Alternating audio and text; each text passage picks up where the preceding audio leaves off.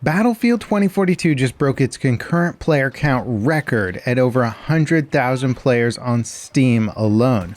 This is happening almost 2 years after launch, which is actually pretty crazy. Is Battlefield 2042 back? Well, that depends on several factors.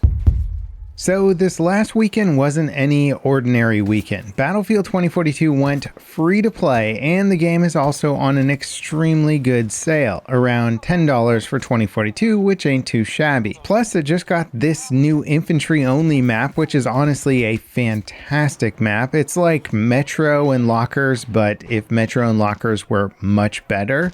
It's really just a great map that gives you that infantry grind, but with more options than the old grindy map. It's just all around fun. And what's even more interesting is that the record player count for the game is actually happening on the same weekend that the COD Modern Warfare 3 beta is happening. So it's not like that this game is going free to play in an FPS content lull and everybody's just playing it because they've got nothing better to do.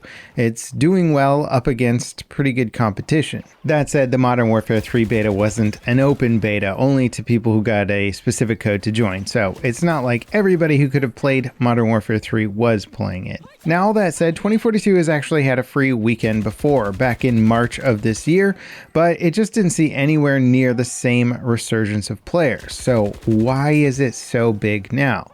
Well, the general thought behind this is that it's continued to see more content and quality of life improvements since March, but also the new season is one of its best so far, bringing again the first infantry only map that the game has had. A core component that I think DICE has overlooked time and time again.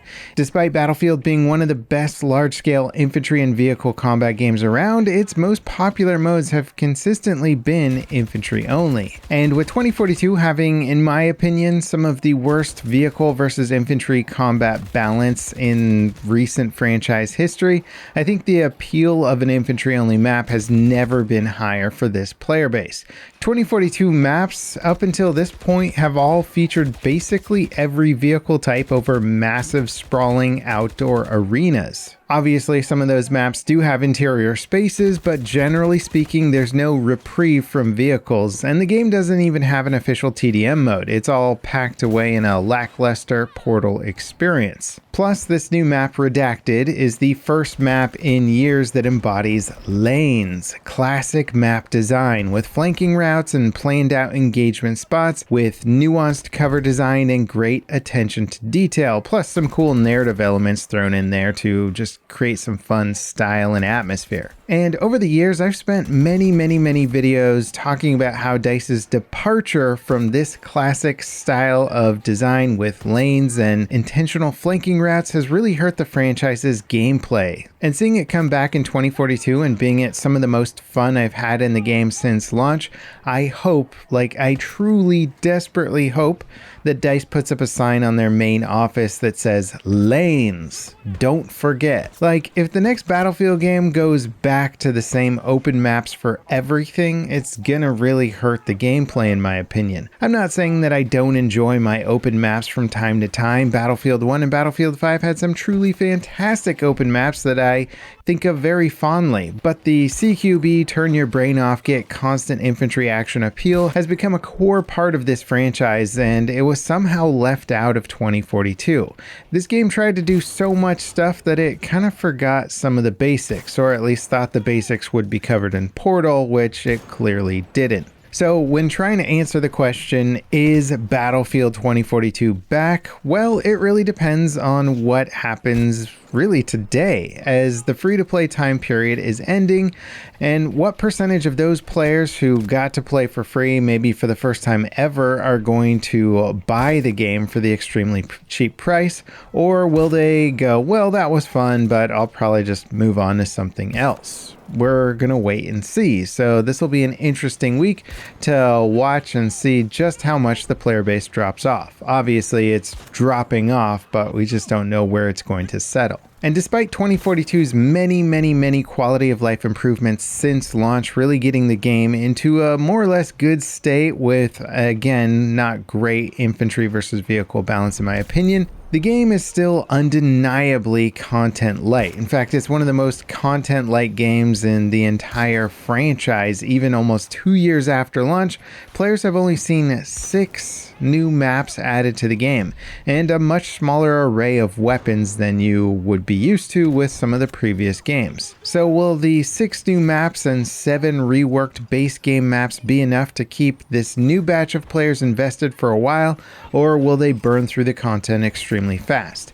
It's hard to say, but it is clear that DICE's main efforts, aka the bulk of its employees, are working on the next game or one of the next games in the franchise, and they're not focused on supporting 2042. Hence the extremely slow rollout of updates and fixes since launch. Plus, we still don't know if this is officially the last season for Battlefield 2042, though I suspect it is, which means any new players coming in now probably won't be getting a bunch of new content in the near future, or maybe some very light content, but perhaps not seasonal content. Now, this latest patch isn't without its problems. There's a weird matchmaking thing going on. I think DICE tried to update some stuff, but servers are ending up with a little bit more bots than I think players are used to, especially considering how many actual real players are in the game right now.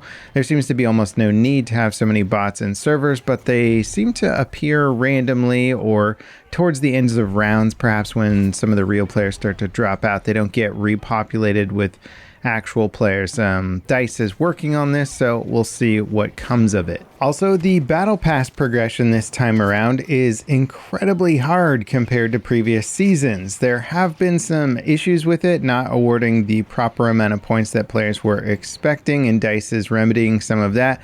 But beyond that, it just seems very slow. Players are calculating the time needed to actually rank it up to the max if you don't spend any money kind of getting the unlocks quickly or skipping some battle passes, and it seems pretty extreme. Again, I don't know how I feel about this because the previous battle passes were so easy to complete that I would just do them and then stop playing the game kind of quickly, and it kind of sucks that a lot of games are like that now, where you feel like you need to have some sort of mission or something to shoot for, a goal basically active for you to want to play it, as opposed to the game just being fun and rewarding. But that is a big element, so maybe DICE is trying to combat that by slowing down the battle pass progression. But players used to the fast progression are definitely taking issue with it. It's also possible that DICE is testing this much slower, much more difficult battle pass progression to see if it forces more players to actually buy the battle pass with cash.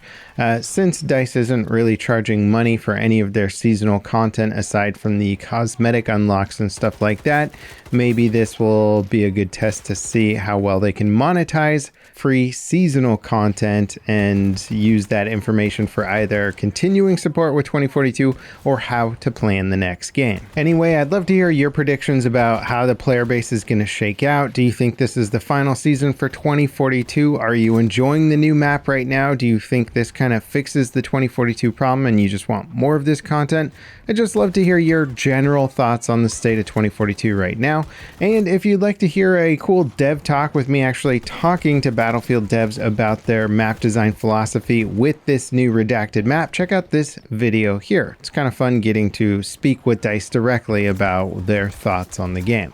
And as always, guys, thanks for watching. I'll see you next time. This is Level Cap signing off.